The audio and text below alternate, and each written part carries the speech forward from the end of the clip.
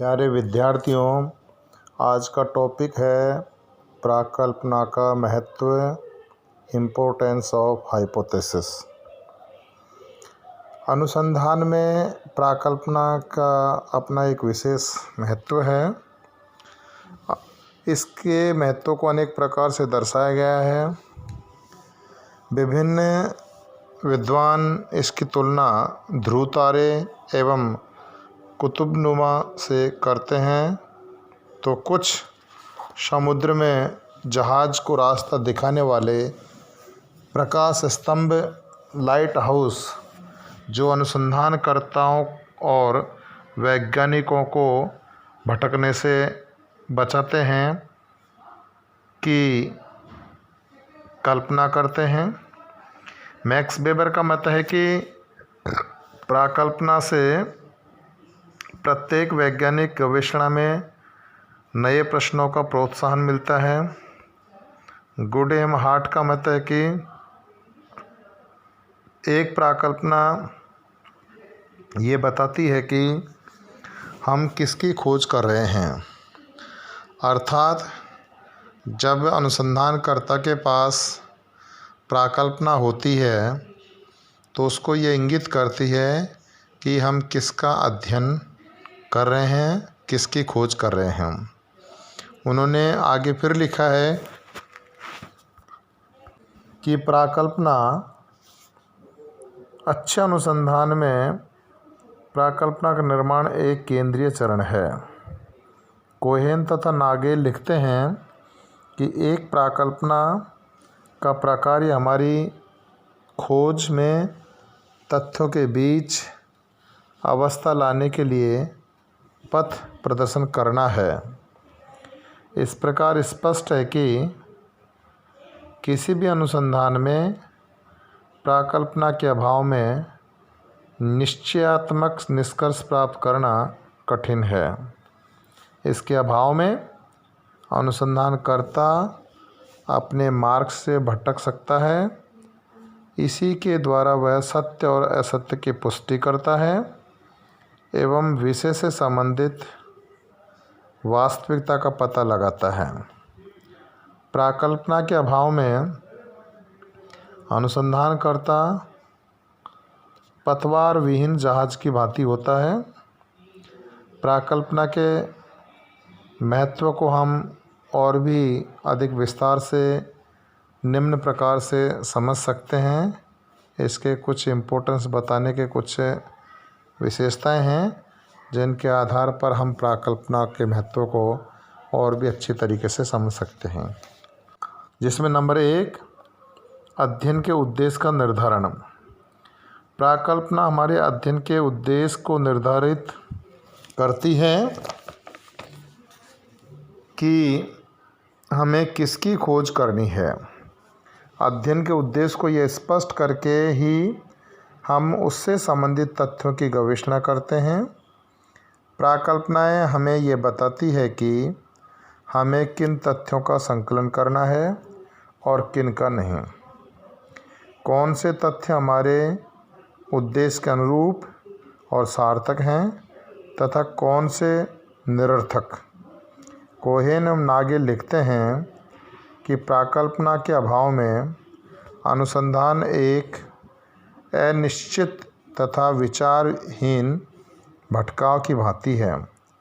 उसके निष्कर्षों को स्पष्ट अर्थ वाले तथ्यों के रूप में प्रकट नहीं किया जा सकता है। अध्ययन के उद्देश्य हमारे संकलित स्रोतों का भी निर्धारण करते हैं। नंबर 2, उचित दिशा प्रदान करना। प्राकल्पना अनुसंधानकर्ता के लिए पथ प्रदर्शक का कार्य करती है। इसे इधर उधर भटकने से रोकती है। इससे अध्ययनकर्ता का ध्यान मुख्य विषय पर ही टिका रहता है। प्राकल्पना उसे विभिन्न मार्गों में से केवल उचित और सही मार्ग पर ही ले जाती है। वान डडेल प्राकल्पना को एक ऐसी शक्तिशाली आकाशदीप के रूप में मानते हैं जो अनुसंधानकर्ता का मार्ग प्रशस्त करता है। पीवी यंग लिखती है, इस प्रकार प्राकल्पना का प्रयोग एक दृष्टिहीन खोज तथा अंधाधुंध तथ्य संकलन से रक्षा करता है, जो बाद में अध्ययन समस्या के लिए अप्रासंगिक और अनुपयुक्त सिद्ध हो सकते हैं। नंबर 3, अध्ययन क्षेत्र को सीमित करना। लुंडबर्ग के अनुसार प्राकल्पना के आधार पर हम जानबूझकर अपनी विचार शक्तियों को स्वीकार करते हैं और अपने अनुसंधान के क्षेत्र को सीमित करके त्रुटियों की संभावनाओं को कम करने का प्रयास करते हैं। प्राकल्पना अनुसंधान कार्य की सीमा निर्धारित करके अध्ययनकर्ता का ध्यान अध्ययन विषय के लिए विशिष्ट पहलू अथवा तथ्यों पर ही केंद्रित करती है। दूसरे शब्दों में, प्राकल्पना अध्ययन को एक निश्चित सीमा में बांध देती है। अध्ययनकर्ता के लिए यह संभव नहीं है कि वह एक विषय से संबंधित सभी पक्षों का एक साथ अध्ययन करें। अतः यह आवश्यक है कि अध्ययन को विशिष्ट, यथार्थ और वैज्ञानिक बनाने के लिए इसे सीमित किया जाए। इसके बाद नंबर 4 है अध्ययन में निश्चितता लाना। प्राकल्पना के द्वारा अध्ययन को सुनिश्चित बनाया जा सकता है। इससे अध्ययनकर्ता को यह ध्यान रखना रहता है कि उसे कब और कहाँ और कौन सी सूचनाएं संकलित करनी है।